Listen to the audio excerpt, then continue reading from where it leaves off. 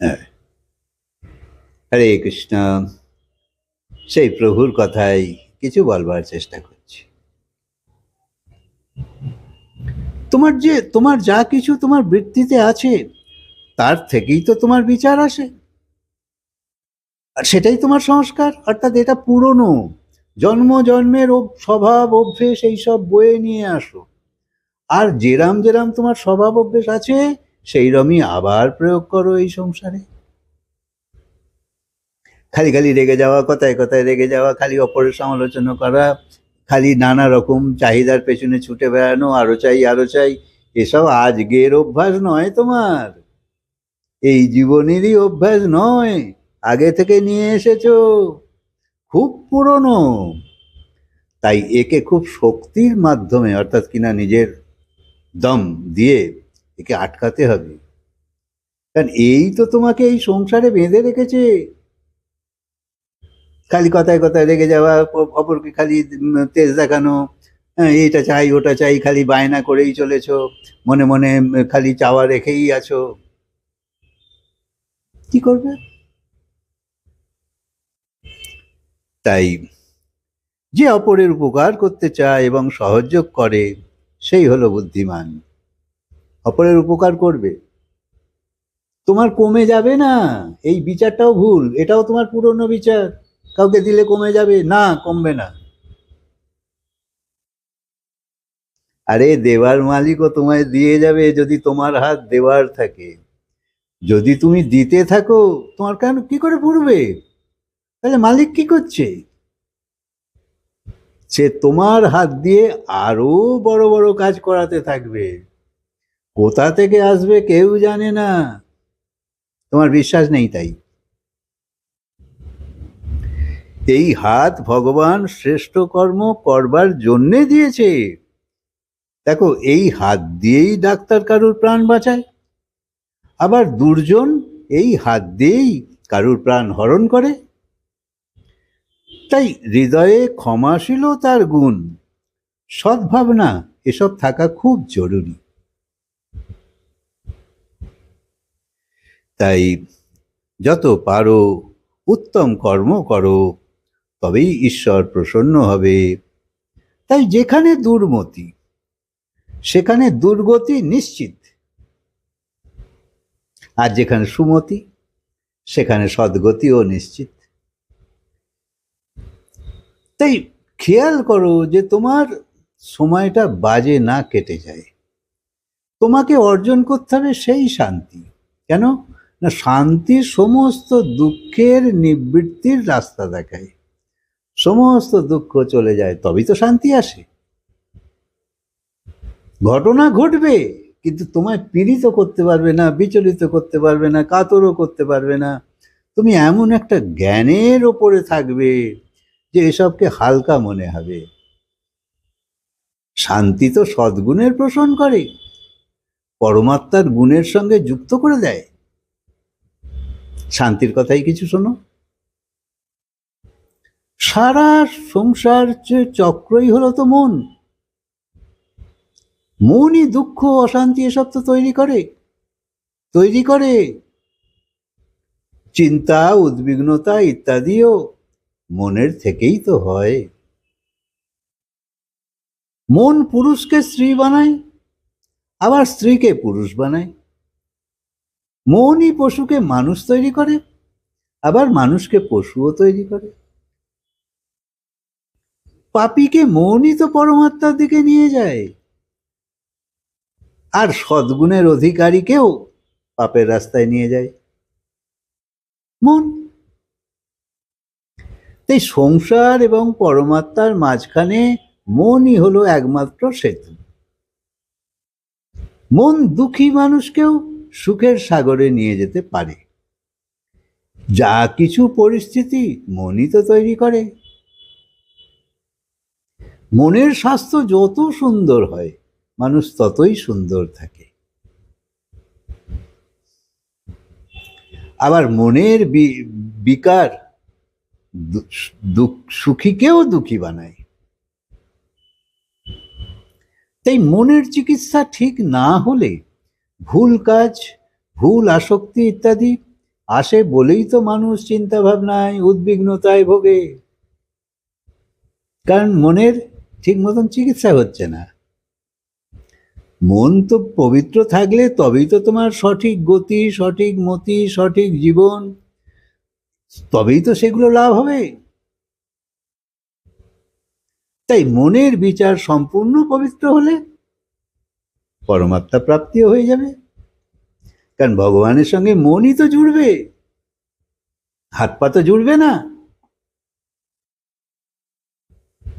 মনই মানুষের বন্ধন এবং মুক্তির কারণ।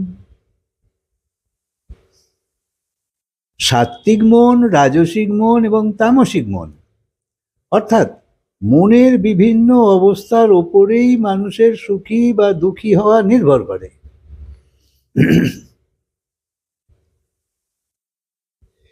যেমন সাত্ত্বিক মনের ধনী যুধিষ্ঠির ছিল, রাজসিক মনের ধনী দুর্যোধন ছিল। মনের ঐশ্বর্যের ভিত্তিতে মানুষ অপরের বিচার করে। যার খুব উঁচু মন, সে অত কারুর সম্বন্ধে নোংরা বিচারের আলোচনা না করে সরে যায়।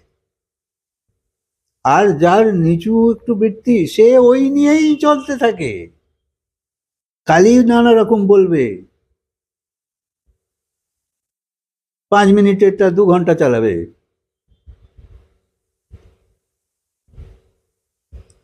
তাই সজ্জনের চোখে তো সবাই ভালো, আবার দুর্জনের চোখে সবাই খারাপ।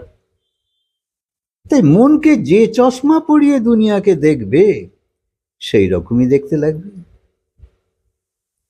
ভগবান ভক্তির মন নিয়ে যদি তুমি জগৎকে দেখো, তো এই জগৎই তোমার কাছে ব্রহ্মময় লাগবে। তাই মশা মাছি, বাঘ সিংহ, চোর পুলিশ, ঈশ্বর বা মহাপুরুষের চোখে দেখলে সবই একই রকম লাগবে, কারণ সবই জীবন, যেমন যেমন যার জীবন যেরকম যেরকম হয়। অর্থাৎ আকার, আকৃতি বা প্রকৃতি যা কিছুই হোক, দৃশ্য তো আলাদা আলাদা হলেও সবকিছুর মধ্যে তো সেই একই চৈতন্য শক্তি বিদ্যমান। তাই মানুষ বা পশু বা গুরু বা শিষ্য, ধনী বা গরিব, সুখী বা দুঃখী, সবাইয়ের মধ্যে আত্মা আছে, যা পরমাত্মার অংশ। যেমন একই সাগরের জল, কোথাও উষ্ণ, কোথাও শীতল, কোথাও পরিষ্কার, কোথাও ঘোলা, আবার কোথাও আবর্জনাপূর্ণ, আবার কোথাও নির্মল। তাই কোথাও শান্ত, আবার কোথাও খুব উচ্ছল। কিন্তু সাগরের গভীরে সব শান্ত। শান্ত মন ঈশ্বরের প্রেরণা পাবার অধিকারী হয়। মানুষ মনকে দুষ্ট বলে এবং তার সাথে লড়াই ঝগড়াও করে। কেউ কেউ বলে উঁচু মন, নিচু মন, কিন্তু মন উঁচু বা নিচু হয় না। যদি বাসনা নিচু হয় তো মন নিচু, আর বাসনা উঁচু হলে মন উঁচু।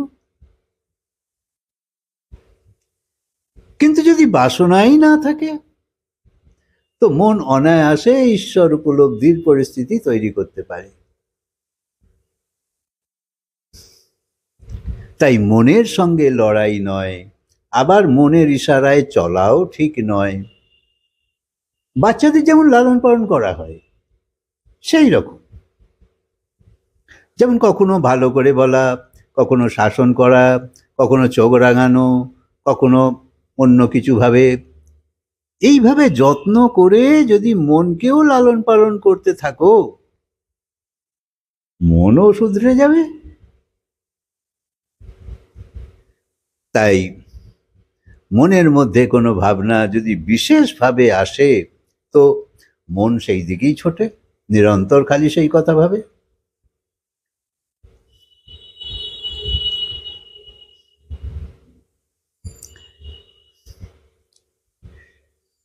মন সেই দিকেই যায় যেখানে আকর্ষণ আছে। যেমন পান মশলা, মদ খাওয়া বা সিনেমা দেখা বা অশরীয় চিন্তা, এসব তো মনের ইচ্ছা থেকেই আসক্তি আসে। এই জন্যে বাচ্চারা অনেক সময় অনেক অপকর্ম করে যা তাদের মন ঠিক বলে মেনে নেয়। আবার ওই বালকই সৎসঙ্গের মাধ্যমে ভক্তি অর্জন করে পরমাত্মা প্রাপ্তির দিকেও এগিয়ে যায়।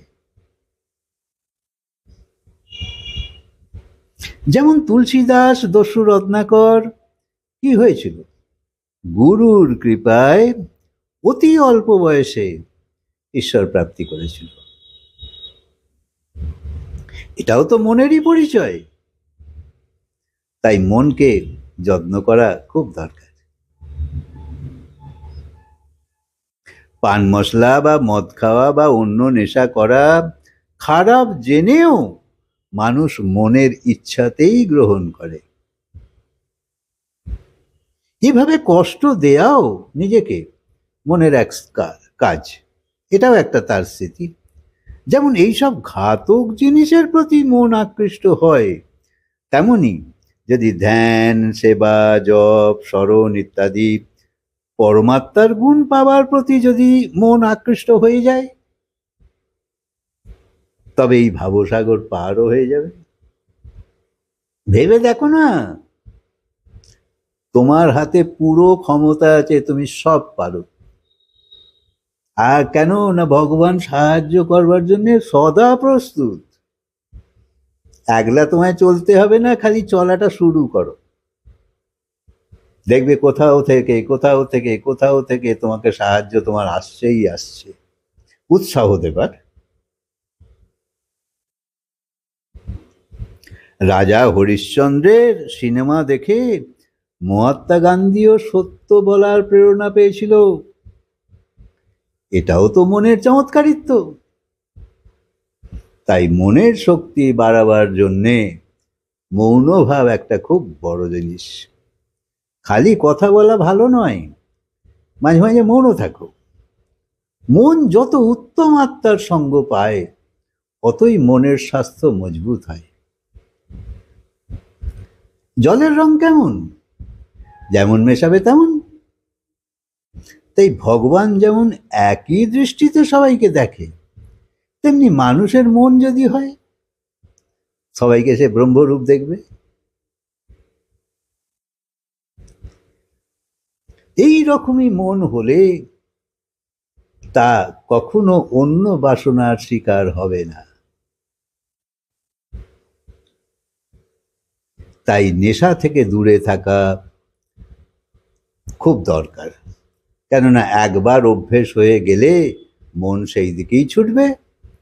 কেউ বলবে ঘুম আসে না, কেউ বলবে এত চিন্তা কি করি বলো, লোকে বলবে তুমি নেশা করো, মন বলবে এই জন্যই তো আমি বেঁচে আছি।